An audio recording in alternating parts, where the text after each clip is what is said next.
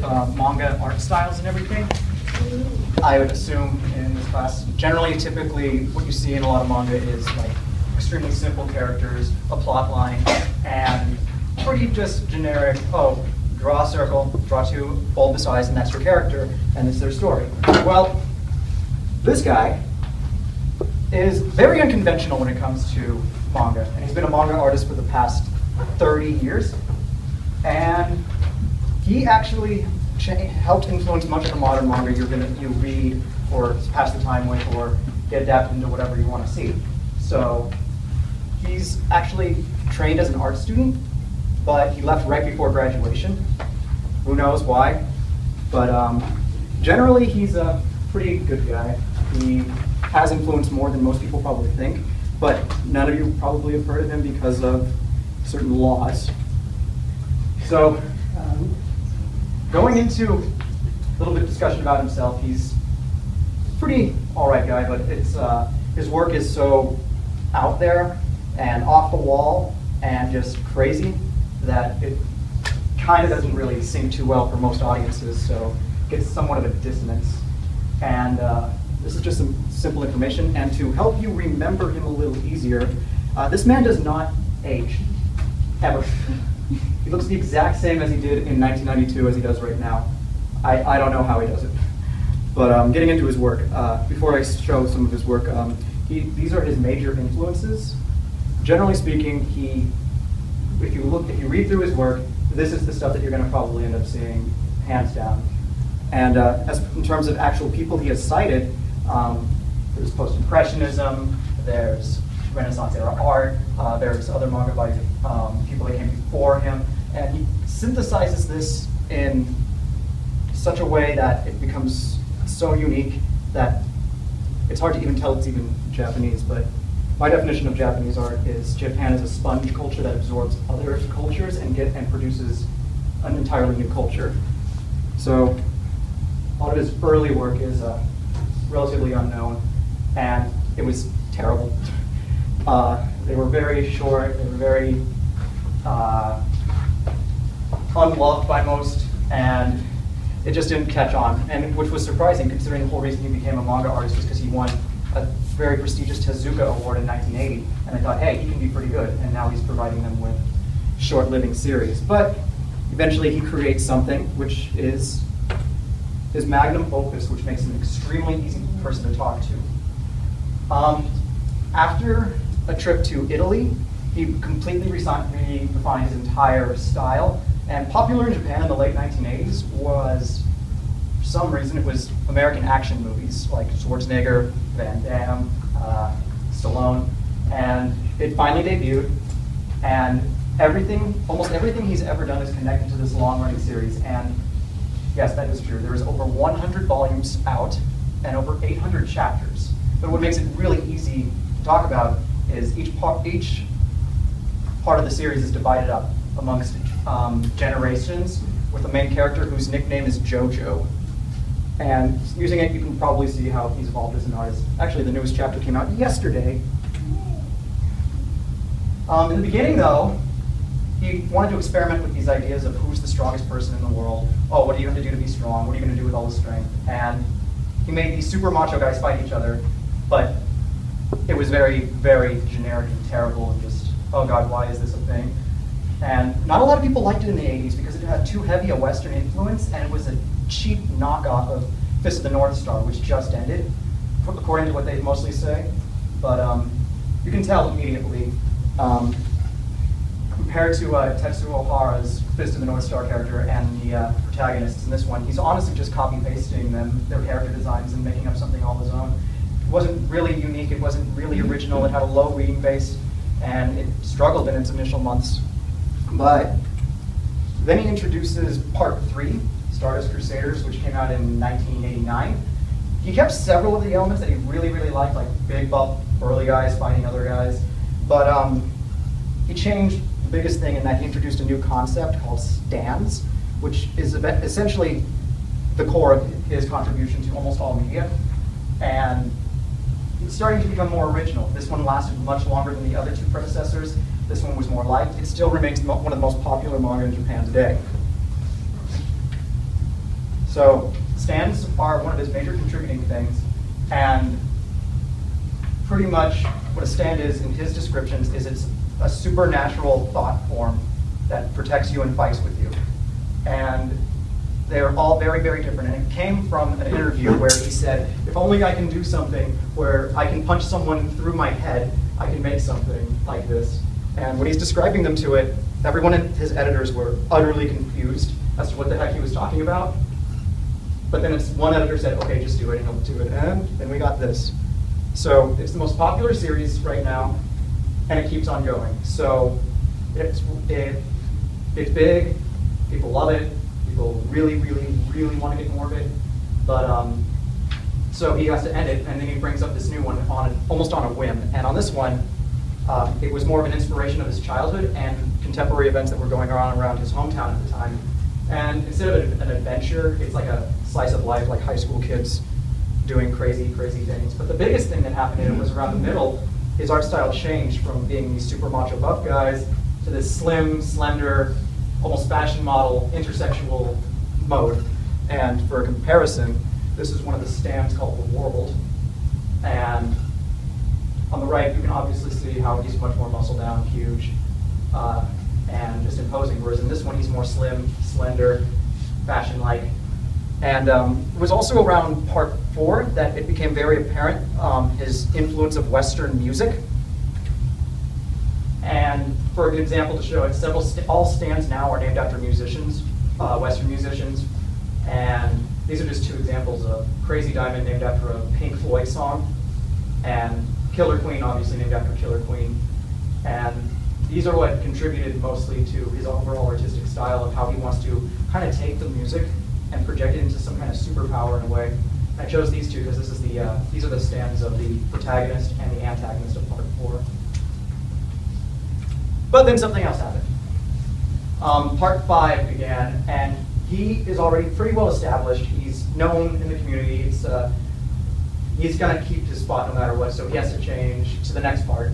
And this was going to be a direct contrast to everything else that he's done. So no more huge muscle-bound guys. Instead, it's boy band, male model, fabulous looking, and it's taking place in Italy. So it's also around this time that his style becomes completely original from the rest of his contemporary peers.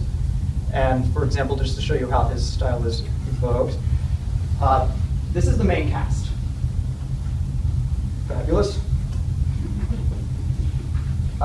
Very bright colors, very intersexual models, very strange light source, extremely strange. And I read a theory that said that the main cast in here were actually inspired by a mix between a Renaissance era masterpiece and a famous musician.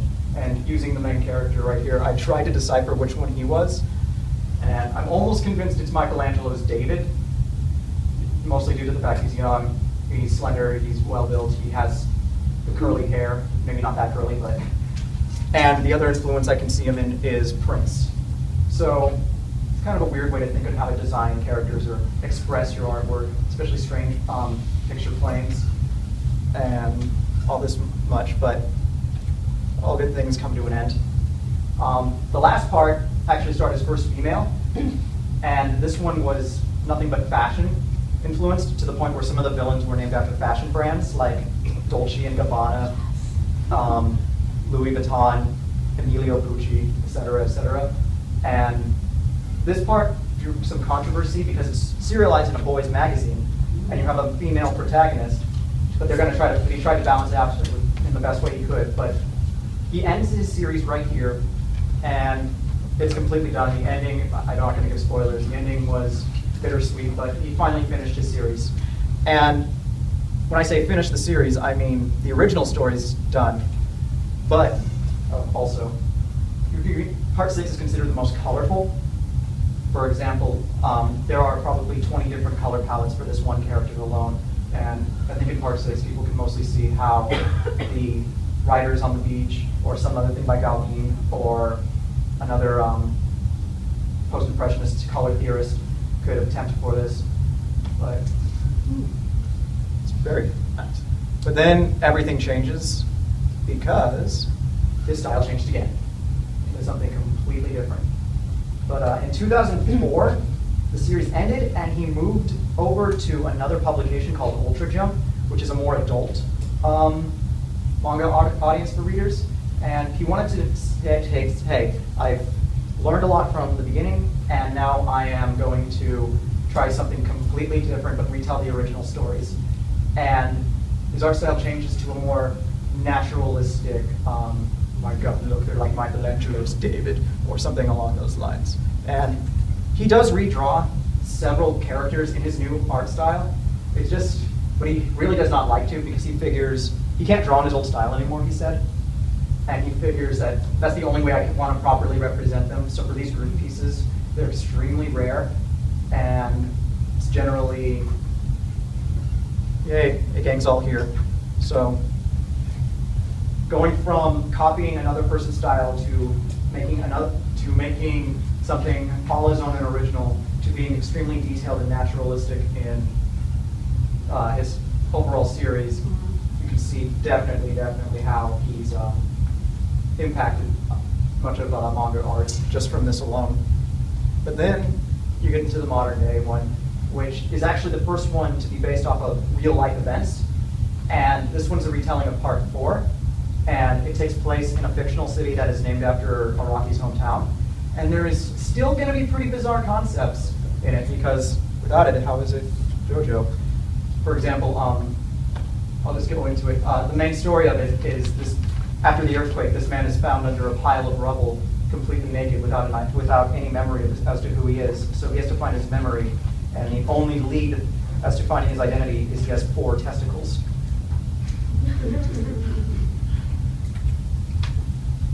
Generally speaking, this is what you're going to probably be seeing a lot of with Araki's work. Much more shiny, much more naturalistic.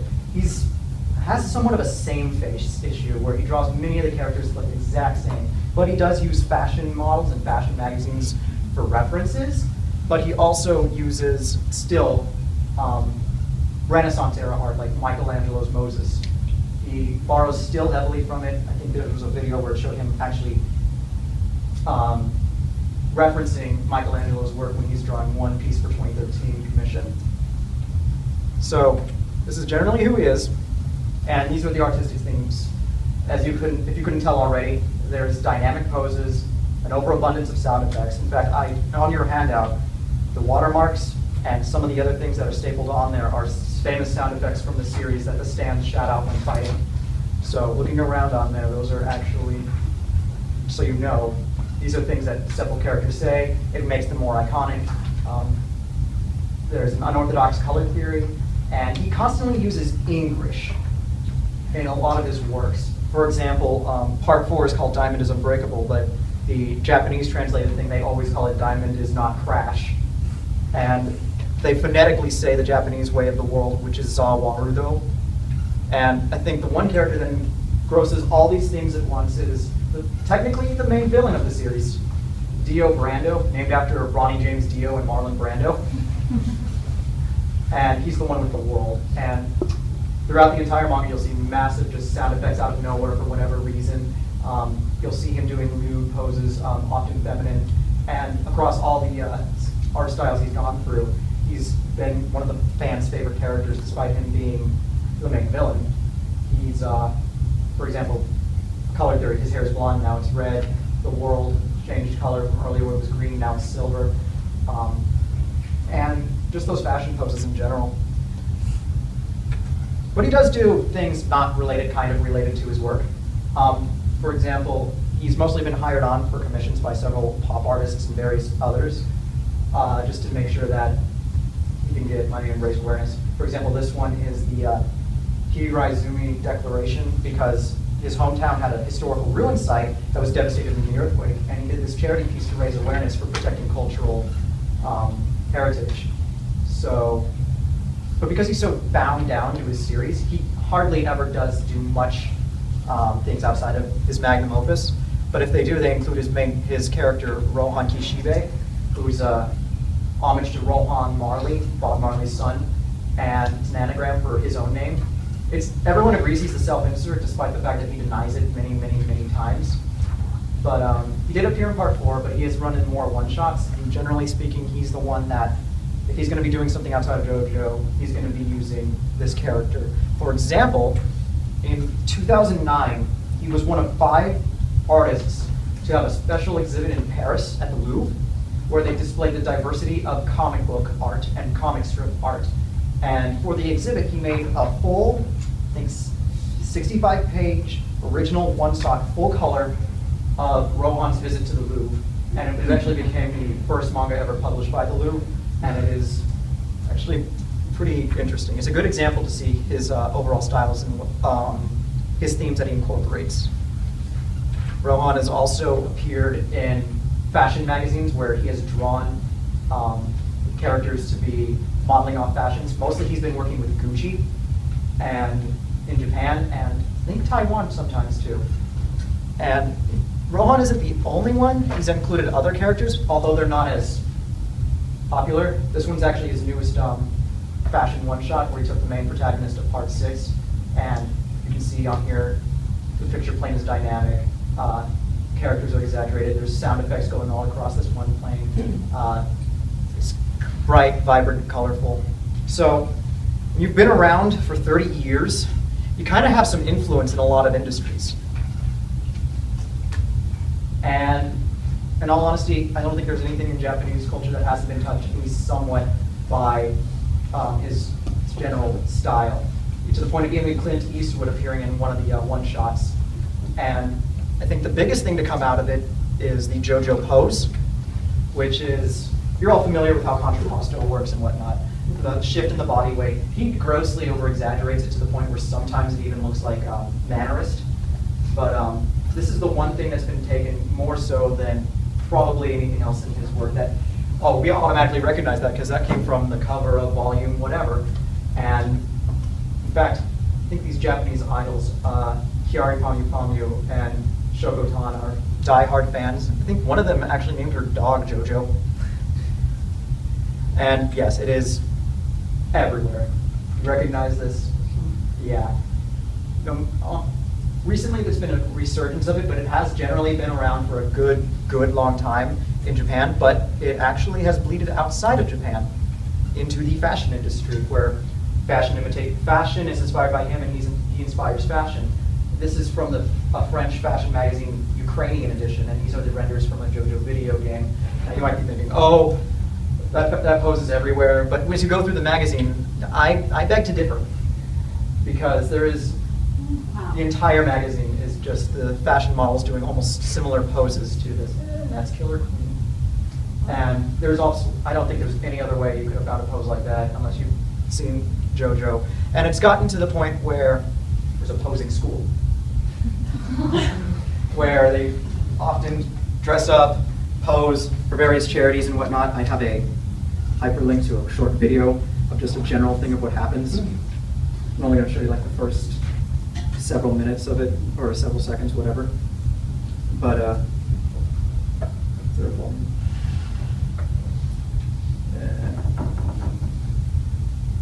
I'm serious. Give it some time. Computer's dumb.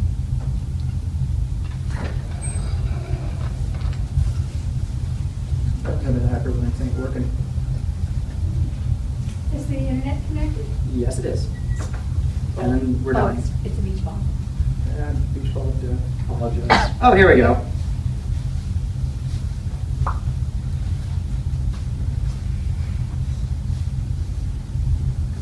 think it opened it Ready twice. to get, I'm only going to show you like the first 30 some odd seconds of it.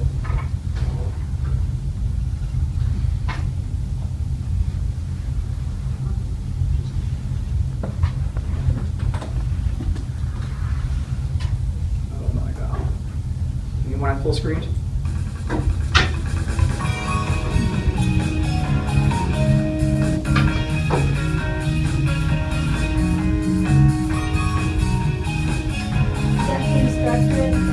Yeah, he's the leader of the group.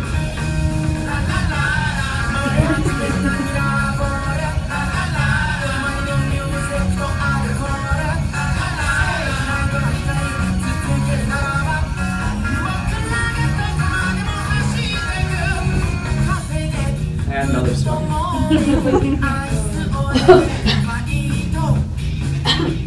But generally what they do most of the time is it's a charity stuff. And I think to raise awareness for the relief effort from the earthquake that happened in 2011, 500 fans packed Tokyo Stadium and did nothing but JoJo pose.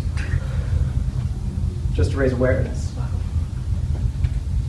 And then, of course, like I said, fashion is a very huge influence. But of all the fashion artists I found, I think it was Tadashi Harada who probably has taken the most from it. He's a hairstylist, but he also works with Shiseido, which is a cosmetic company. And he, for the latest thing, he's actually worked to make JoJo themed things. But just for an example, this is his fashion sense. A bit bizarre, a bit creepy and macabre. But the JoJo one, he actually took very famous characters from it and he set them all up for these poses and for trying to make it like a gender bent or somewhat more practical appearance from the characters for promoting these cosmetic fashion brands. These are just several of them. Look familiar? Yeah. But it being a manga, there are manga influences, but I think the biggest one of all the manga, Part 3, Stardust Crusaders, has probably taken the most, to the point where it's, like I said earlier, very hard to find something, at least not you can reference back to JoJo. And it's gotten to the point where on the 25th anniversary for JoJo's Bizarre Adventure, 25 manga artists compiled this book for him that was published in Weekly Shonen Jump to say thank you, this is inspiring, and it was fun working with you, I like your series. And these aren't just smaller names or anything, it's very like famous people that their shows have been brought to here, their style is almost recognizable. Even the creator of Dragon Ball is like JoJo, and several entire female artist groups. And it's gotten to the point where I can now practically decipher just which characters have been taken from it and what points. I mean, Kazuki Takahashi was a huge fan of it and he cited it as a reference and it's shown in his main character work. When compared to someone from almost 12 years ago, it's hard not to see it. And the all-female group, Clamp, also borrows similar themes from it. In fact, when Clamp first started, they were a small group of 4 female artists, and they had almost no references. And then they took the character Noriaki Kakyoin from Part 3, and he eventually evolved into the general male model that they continue to use to a degree today that helped define their style. And it has reached America. It's a lot bigger than most people honestly think, considering Matrix was in 1999, this was in 1990. The Wachowskis are huge fans of the Japanese culture. They incorporated it into it. But Heroes have characters based off of it. X-Men comics have borrowed several elements from it in some cases. And it's generally just big. And then you get to the 25th anniversary, where, hey, you've been around this long, people still like you, let's have a celebration. And the big things they announced were these 4, but of all these 4, I'm probably going to be talking about the exhibition. This was a huge exhibit in his hometown that showed everything he's ever worked on for the past 30 years, and people were allowed to just go through it and see all of this stuff. And it eventually got to the Mori Museum of Art in Tokyo. I think it just got down last year, around this time, and he made a special stand for it, where they had a guy dressed up like the stand, and he would give video tours to people in the gallery that couldn't make it. And sometimes your face would show up on it, and it's like, oh, you're controlling this, you're seeing this entire gallery. And would you like to see a quick tour of it?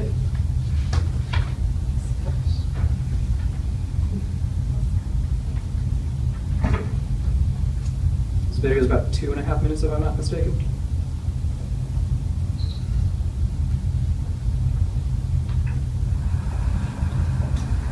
He also hired various other artists, such as sculptors and graphics artists, to also make the museum more pop.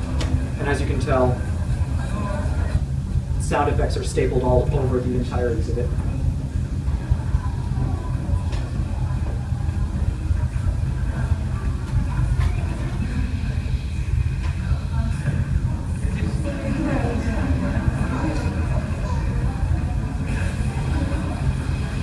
The museum is divided up into parts, similar to how the manga is divided up.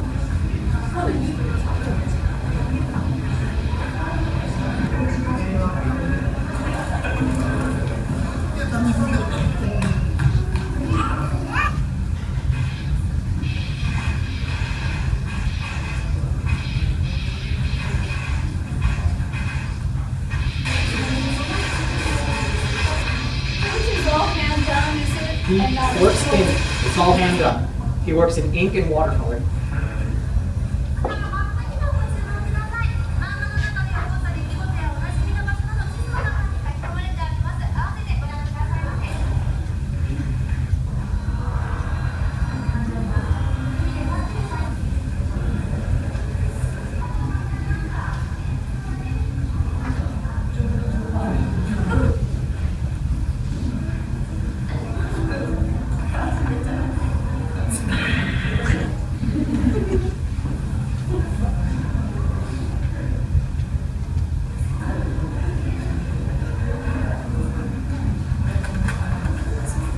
Each one's supposed to reflect the location for each part.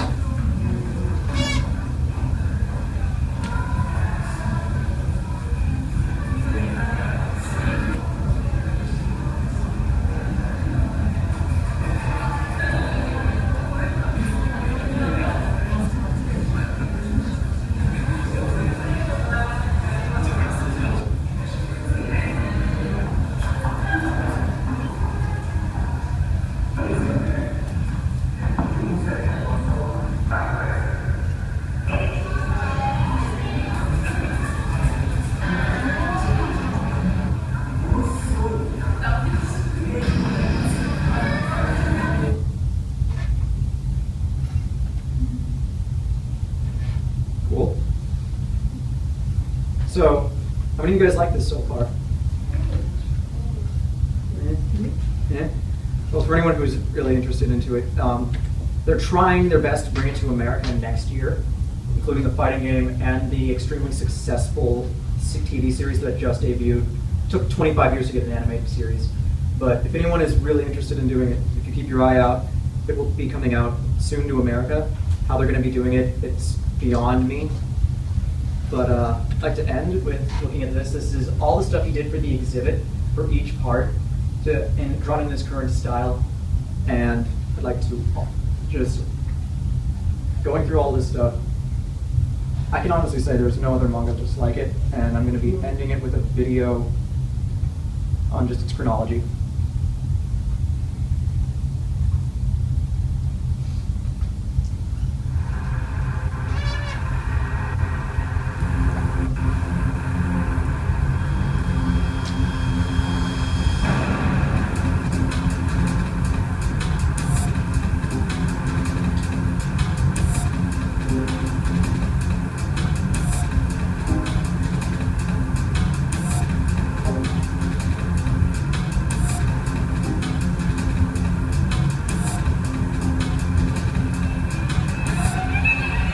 English.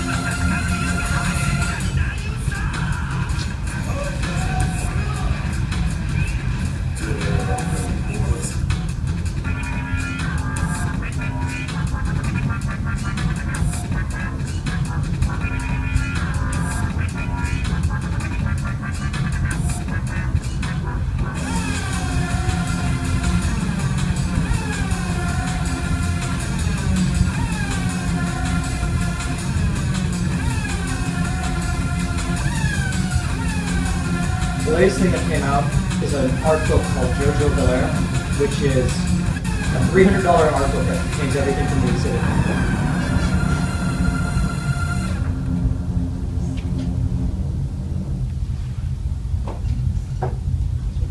And I'm done. Any questions?